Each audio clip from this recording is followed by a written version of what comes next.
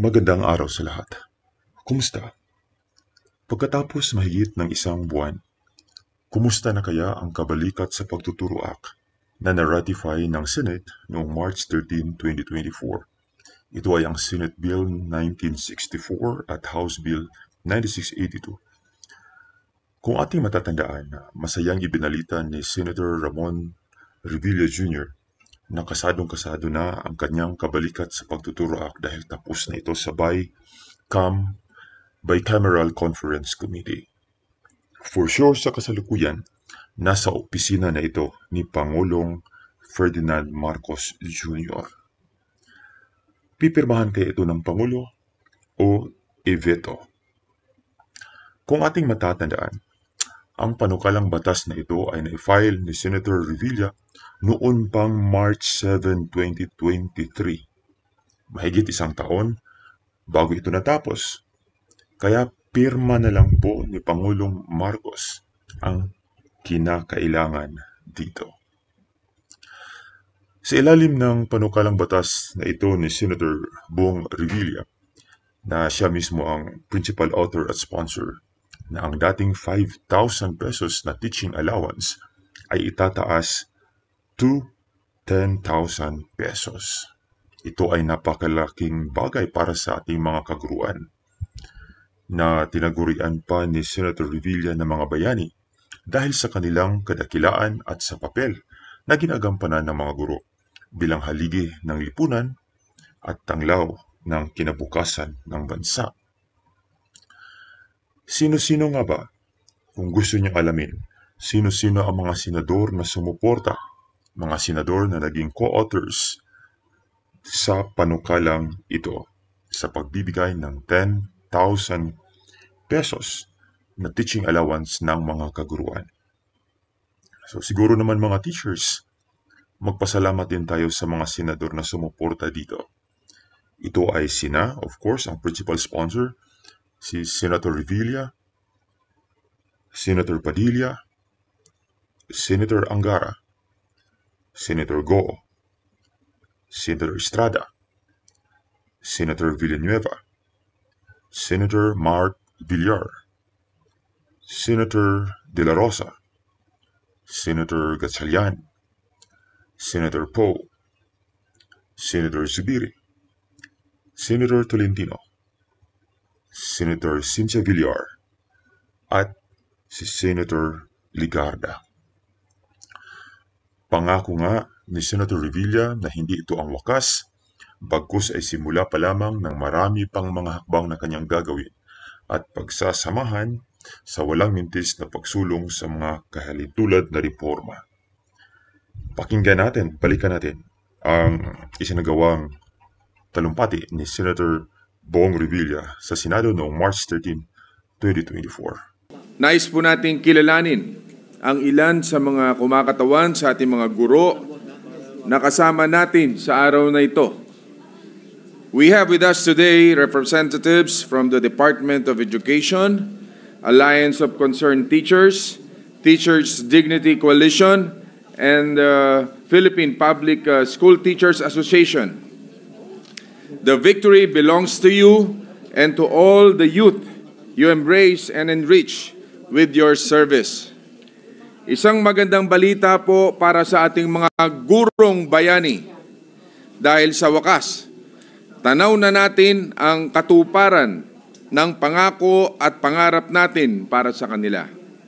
Our dear teachers have long waited for the passage of this measure that institutionalizes the granting of the teaching allowance.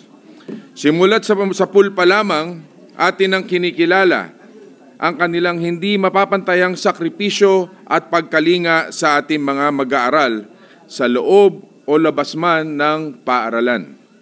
Mr. President, distinguished colleagues, it is an honor for your Committee on Civil Service, Government Organization, and Professional Regulation to present the Bicameral Conference Committee report on the disagreeing provisions of Senate Bill number 1964 and House Bill number 9682.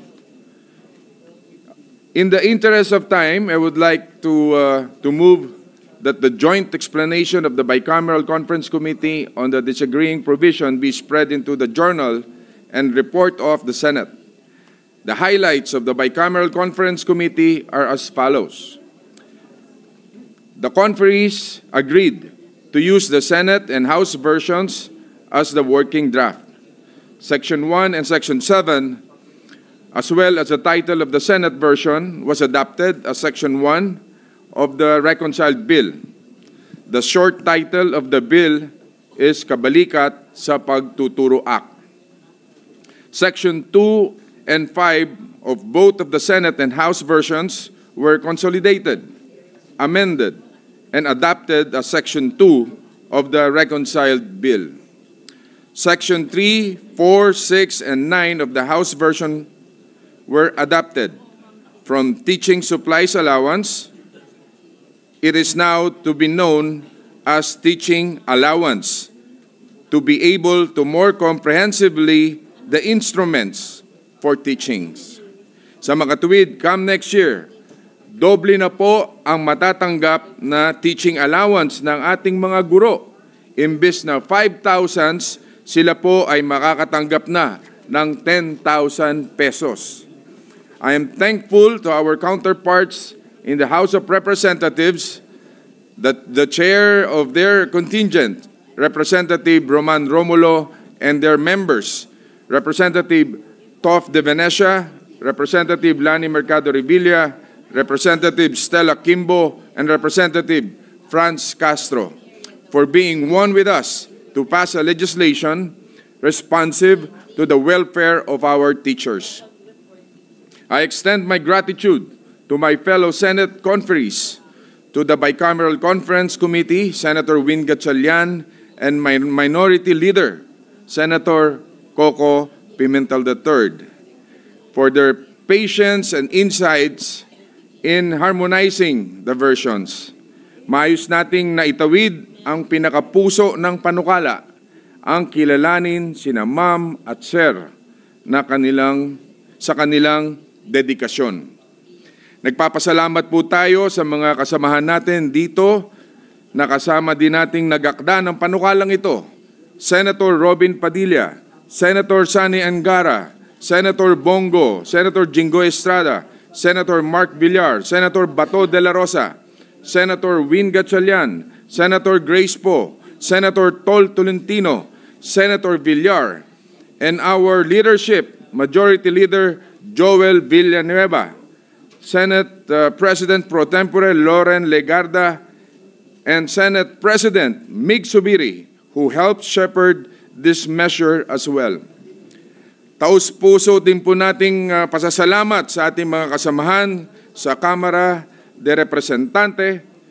Tayo ay pinagbuklod ng iisang hangarin para sa kanilang kapakanan.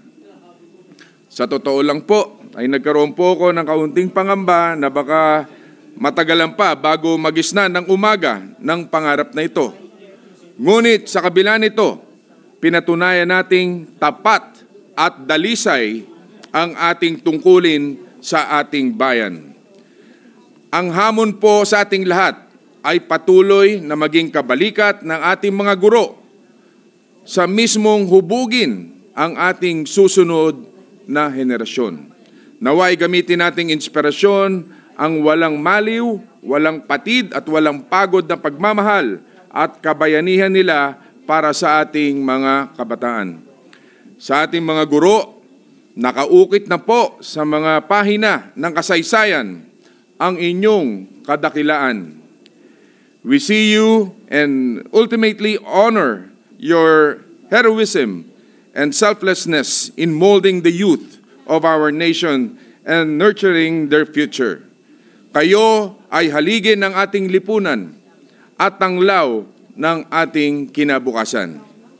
Mr. President, this is just one of the many steps that the Committee on Civil Service, Government Reorganization, and Professional Regulation is looking into to advance the welfare of our almost 1 million strong public school teachers. Asahan niyo pong hindi ito ang wakas, bagkus ay simula pa lamang ng marami pa nating mga hakbang at pagsasamahan sa walang mintis na pagsulong ng mga kahalintulad na reforma. This is my humble submission that this bicameral conference committee report on the disagreeing provisions of Senate Bill number 1964 and House Bill number 9682 on the kabalikat sa pagtuturo be ratified by this chamber. Thank you, Mr. President. Ayan po ang kabuoang talumpati ni Senator Bong Revilla Jr.